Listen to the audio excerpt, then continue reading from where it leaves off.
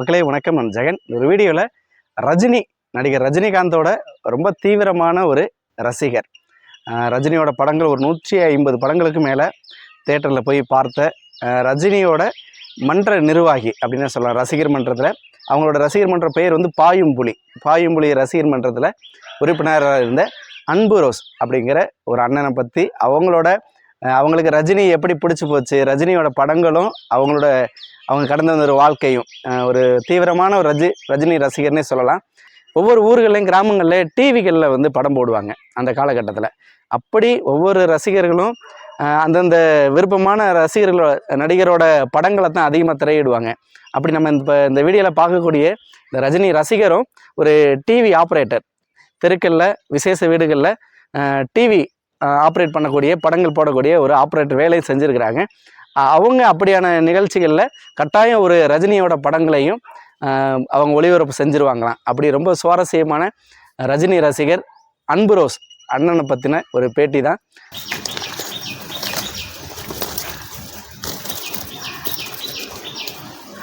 சரி உட்காரல.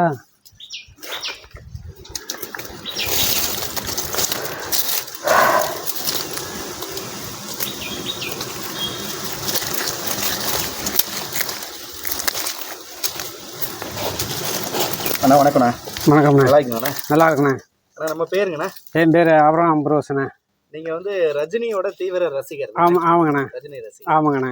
என்ன வயதுண்ணா நமக்கு? எனக்கு வந்து இப்போ 61ண்ணா. 61. ஆமாங்கண்ணா. இப்போ நீங்கள் வந்து ரஜினி மன்றத்தில் முன்னாடி இருந்தீங்க? இருந்திருக்கேண்ணா. உங்களோட ரஜினி மன்றத்தோட பேர் என்னண்ணே? பாயும்புலிண்ணா. பாயும்புலி.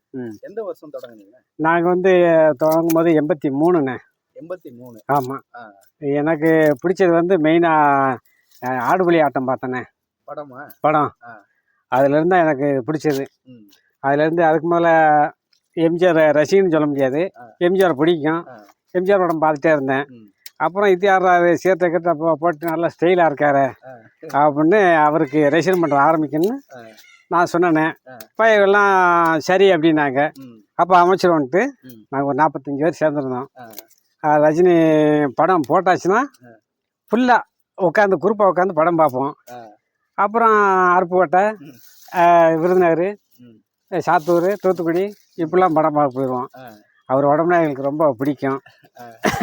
அவர் அது மனசுக்குள்ளே வந்து ஒரு தெய்வம் மாதிரி, அதான் சொல்ல முடியும், வேறு ஒன்றும் சொல்ல முடியாது. மற்ற நடிகருக்கும் அவருக்கும் என்னென்ன வித்தியாசம் நீங்கள் பார்த்த வரைக்கும்? அதாவது மற்றவங்க என்ன நிறைய பேர் சொல்லுவாங்க நான் உசுறு கொடுத்து நடித்தேன் அப்படி இப்படிம்பாங்க. அவருடைய தன்மை அடக்கமான தன்மை.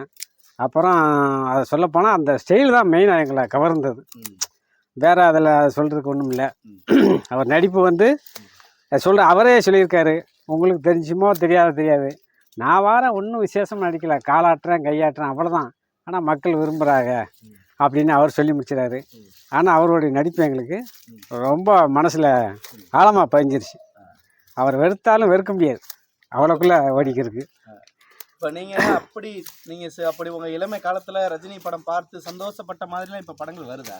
இப்போது அவ்வளோ வரலண்ணே. வந்தது மாதிரி வரல. ஏன்னா இப்போ கேட்க போன ஆளு என்ன சொல்கிறாங்க, வயசாகிடுச்சு அப்படி இப்படிங்காக. இருந்தாலும் அவர் முகத்தை பார்த்தா போதும் அந்த மாதிரி போய்க்கிறேங்கண்ணா. இப்போ வரைக்கும் அவரோட எல்லா படமும் பார்த்துட்டீங்கண்ணா?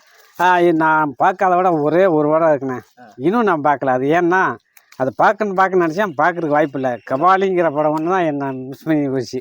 கபாலி பார்க்கல. எல்லாம் இப்போ மற்றதெல்லாம் ரிலீஸ்லேயே பார்த்துருவேன். ஏன் இவ்வளோ தீவிர ரசிகராக இருந்தால் அதை பார்க்க விரும்பலையா?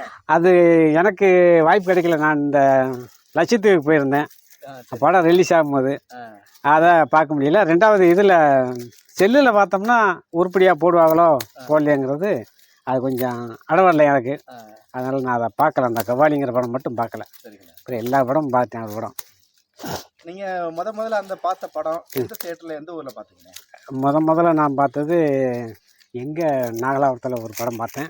நான் பார்த்தது அந்த ஆடுமொழி ஆட்டம் சொல்கிறேன்ல, அது நான் இங்கே நாகலாபுரத்தில் பார்த்தேன். பார்த்துட்டு சரி பரவாயில்லையே, ஆள் நல்லா நடிக்காப்பிலையே, இவருக்கு எப்படியா ரசிகர் பண்ணுற ஆரம்பிச்சிடும். அந்த ஒரு படத்துல பிடிச்சி போச்சு? அதுலேயே பிடிச்சி போச்சு. காரணம் அவருடைய நடிப்பு தான், ஸ்டைலு தான். நாங்கள் ஸ்டைலுக்கு மயங்கிட்டோம். ஆனால் நீங்கள் இது வரைக்கும் அவரோட படங்கள்லாம் எத்தனை படங்கள் பார்த்துருப்பீங்க? நான் இப்போ பார்த்த வரைக்கும் 150 படம் பார்த்துருக்கேன். 150 படம். ஆமாம். அதில் இந்த தெலுங்கு மலையாளம் அது பார்க்கல. நான் பார்த்த வரைக்கும் 150 படம் பார்த்துருக்கேன் அவரோட படங்கள். உங்களுக்கு ரொம்ப பிடித்தமான படம்னா ரஜினியில் மறுபடியும் நான் அடிக்கடி அந்த படத்தை ரொம்ப முறை பார்த்துருக்கேன் அப்படின்னா? அதை நான் ரொம்ப நாள் பார்த்தேன்னா அண்ணாமலை தாங்க. அண்ணாமலையை தான் நான் நிறையா தடவை பார்த்துருக்கேன். அதை நானே அதை அண்ணாமலை வந்து 49 தடவை பார்த்துருக்கேன். அது நமக்கு அது வெறுக்கலை. ஆமாம். அவர் நடித்த படங்களில் பிடித்த பாட்டுன்னா என்ன பாட்டு? அவர் அது வந்து எஜமானுங்க. எனக்கு பிடிச்சது எஜமானில் அந்த நடந்து போகும்போது எஜமான் காலடி மண் எடுத்து, அது எனக்கு உள்ளங்கவர்ந்த இதாக இருக்குது, இன்னும் மாறாது. இப்போ நீங்கள் அப்படி வீட்டில் இருக்கும்போது ரேடியோக்குள்ள இல்லை டேப் ரெக்கார்டில் ரஜினி பாட்டா அடிக்கடி தொடர்ந்து போட்டு கேட்ட பழக்கம்லாம் உண்டுங்களா? இருக்குங்க. அது எங்கள் மன்றத்து உள்ள பாட்டு இருக்குல்ல, அந்த ஆடி மாதம் காத்திருக்கிற பாட்டு மெயினாக கேட்பேன். ஏன்னா அது வந்து இசை கொஞ்சம் வேகமாக போகுதா, காதுக்கு இனிமையாக இருக்கும். அப்புறம் லைட்டாக சோக பாட்டு கேட்கணும்னா வேலைக்காரனில் அந்த பெத்து எடுத்தவ தான் அந்த பாட்டை கேட்பாங்க. ஆமாம். அவர் பிறந்தநாள் அன்றைக்கினாவே பொதுவாகவே ஸ்வீட்டு வாங்கி கொடுத்து ரொம்ப அழகாக குறைஞ்சது ஒரு 3 நாளைக்காவது டீ போடுவோம், போட்டு முடிப்பாம்மா. ஏன்னா அப்போ உள்ளதுக்கு அந்த எம்ஜிஆர் ரசிகரும் போடுவாங்க, ராமராஜ ரசிகரும் போடுவாங்க, அதில் விஷாந்த ரசிகரும் போடுவாங்க. நாங்கள் வேறு நீங்கள் இப்போ ரொம்ப சிரமப்பட்டு அந்த படம் பார்த்தே ஆகணும்னு சொல்லிட்டு வெளியூரில் போய் பார்த்து அப்படி ஒரு படங்கள்லாம் உண்டு? இருக்குண்ணே. இல்லையா, லிங்கா இருக்குண்ணே. லிங்கா வந்து ஓனர் அதெல்லாம் நீங்கள் வேலை செய்யணும், போகக்கூடாது அப்படின்னாரு. எங்களுக்கு படம் தான் முக்கியம் அப்படின்னு சொல்லி அது நாங்கள் அவரை ரொம்ப வெறுப்பு ஏற்றிட்டு அந்த படம் பார்த்துருங்க, லிங்கா படம். எந்த ஊரில்? இங்கே நம்ம திருப்பூரில். திருப்பூர்லையா? என்ன வேலை பார்த்தீங்க அப்போ? நாங்கள் கொத்த வேலை பார்த்தோம். சரி, லீவ் போட்டு போயிட்டீங்க? லீவ் போட்டு போட்டாச்சு. எல்லோரும் சொன்னாங்க, என்னையா படத்துக்காக நீங்கள் லீவை போட்டு போகிறைய அப்படின்னாங்க. இல்லை, நான் போயே தீருவேன் அப்படின்னு. அவர் அடம்பிடிக்கார, சரி போட்டோம் அப்படின்ட்டாரு. போயிட்டு வந்து பார்த்தா, என்ன படம் எப்படி இருக்கு அப்படின்னாரு. சூப்பராக இருக்குண்ணே, நல்லா விளாட்டாலும் நல்லா இருக்குன்னு சொல்லுவீங்களேனாங்க. அப்படி இல்லை, நடிப்புலாம் நல்லா தான் இருக்குது அப்படின்னு. இப்போ நீங்கள் திருமணம் ஆன பிறகு அதோட சேர்ந்து ரஜினி படம்லாம் பார்த்துருக்கீங்களா? எங்கள் குடும்பத்தில் சொன்னேன், வீட்டுக்கு அம்மாவும் ரஜினி ரசிகர் தான். ஆனால் அதை ரொம்ப பெருசு பண்ணாமல் சிம்பிளாக சொன்னாங்க. சரி அப்போ நம்ம போவோம் அப்படின்ட்டு நாங்கள் இங்கே இதுங்க கோயில்பட்டி போனாங்க, ஏகேஎஸ் தேட்டருக்கு. சந்திரமுகி பார்த்தோம். உங்களோட குழந்தைகளுக்கு சொல்லுங்க, ரஜினி அவங்க வீட்டு குழந்தைகளுக்கு வச்சிருக்கக்கூடிய பேரை தான் நீங்கள் சூட்டி இருக்கிறதா சொன்னாங்க. ஆமாங்க. அந்த விஷயத்த சொல்லுங்க. அது எப்படின்னா, வீட்டில் வந்து நாங்கள் கிறிஸ்டின்னு, அதனால் கிறிஸ்டின் பேரை செலெக்ஷன் பண்ணியிருந்தாங்க. நான் தீவிரமாக ரசிகர் இருக்கிறதுனால கண்டிப்பாக ரஜினி மக பேர் தான் வைக்கணும்னு. அதே எப்படி அப்படின்னாங்க. நான் தான் ஆம்பளையா, நான் சொல்கிறேன் நீங்கள் கேட்கணும், நீங்கள் சொல்ல நம்ம கேட்க முடியாதுன்னு. அப்போ என்ன ஒரு வைக்க போறீ அப்படின்னாங்க. அப்போ எங்கள் பொண்ணுக்கு அப்போ தலைவர் மக பேர் தான் வைக்கணும்னு சௌந்தர்யான்னு வச்சோம் மூத்த பொண்ணுக்கு.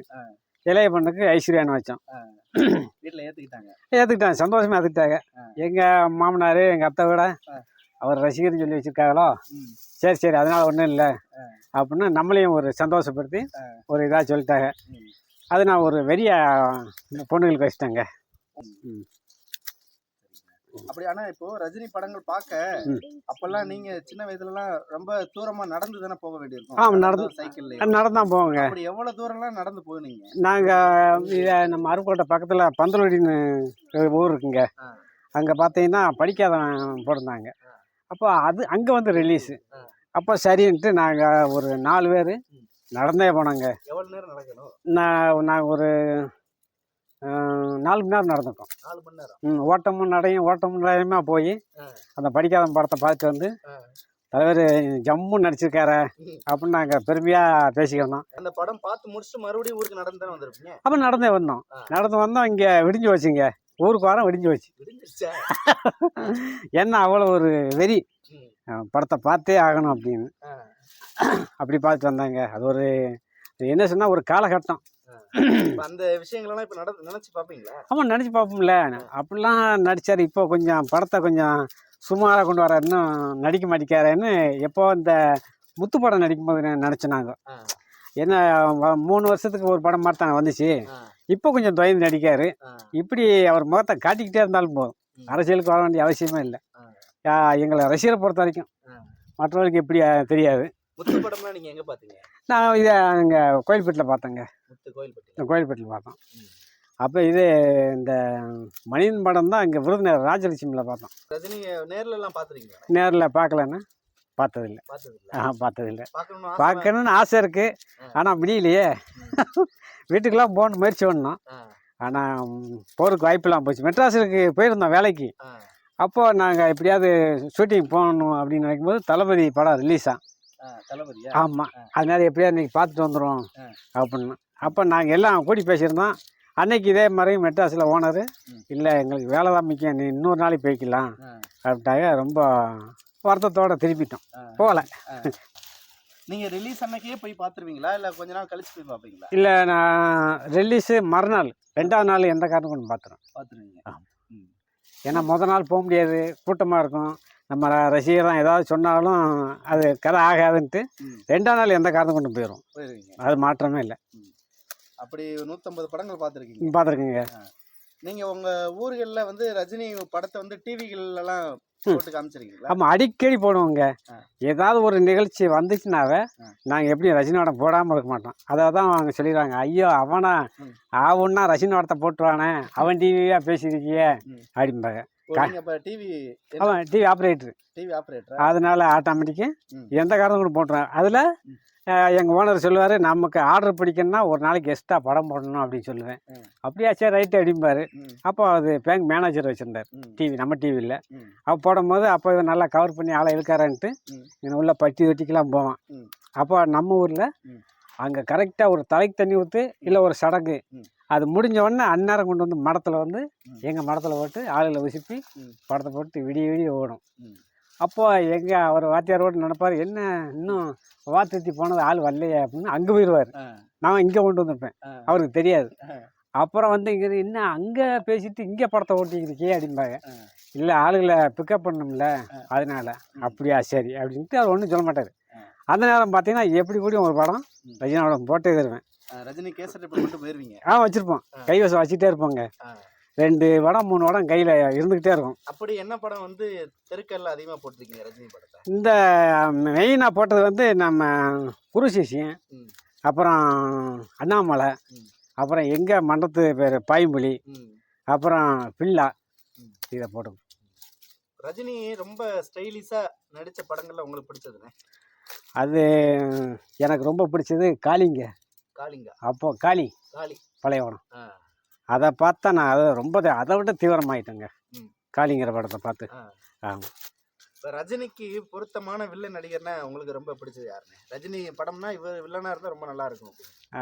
வில்லனாக இருக்கிறது நம்ம ரகுவரன் தான். ரகுவரன், ஆமாம், அவர் தாங்க. பாஷாலாம் எங்கே பார்த்தீங்க? பாஷா நம்ம விருதுநகர் ராஜலட்சுமி. ஆமாங்க. நீங்கள் இப்போ ஒரு படம் ரஜினி படம் பார்த்துட்டு வந்து ஒரு 2-3 நாள் தொடர்ந்து அந்த நினைப்பாவே இருக்கும், அந்த பாட்டை முணுமுணுத்திட்டே இருப்பீங்கல்ல, அப்படி என்ன படம்? அப்படி அது நம்ம இது ஊர்காவலனுங்க. ஊர்காவலன் வந்து அந்த எடுத்த சபதம் முடிப்பேங்கிற பாட்டு மனசுக்குள்ள ஓடிக்கிட்டே இருக்கும். உங்களுக்கு அப்படி ரொம்ப ரஜினியோட பிடித்தமான பாட்டு அப்படின்னு என்ன பாட்டுண்ணே? அடிக்கடி இப்பயும் கேட்பேன் அப்படின்னா? இப்பயும் கேட்குறதுன்னா இருக்கக்கூடிய ஒரு பாட்டு, இந்த குரு சீசனில் ஒரு பாட்டு இருக்குங்க, என்ன பாட்டுண்ணே? சிங்கடி சிங்கடி உனக்கு, அந்த பாட்டு விரும்பி கேட்பாங்க. அப்போ ஏதாவது வீடுகளில் விசேஷம் அப்படின்னா ரேடியோவில் அதிகமாக இப்போ ரஜினி பாட்டு தான் போடுவீங்க? கண்டிப்பாக தான் போடுவோம். நாம் அந்த ரேடியோ கட்டினாலும் அங்கே போய் உட்காந்துருவோம், ரஜினி பாட்டை போட்டு அப்புறம் போடு அப்படிம்போம். ஐயோ இவர் வேற கொள்றாரே அப்படிம்பாங்க. ரசிகர் ஏற்றுக்குறாங்க, இந்த ஏற்றுக்கிறாதால இவர் கொண்டுக்கு இருக்காரே அப்படிம்பாங்க.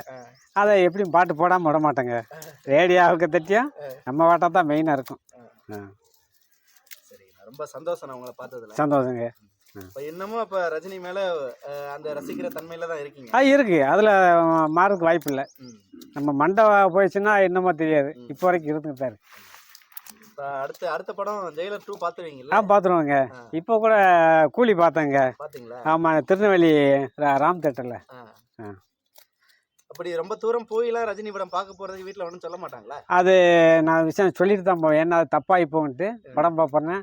அப்போ நானும் வரேன்பாங்க, அடுத்த வட்டம் கூப்பிட்டு போகிறேன்ட்டு அதோட போயிட்டு வந்து ஸ்டாப் ஆக்கிது. ஏன்னா அது ரொம்ப தொலைனால கூப்பிட்டு போகிறது இல்லைங்க.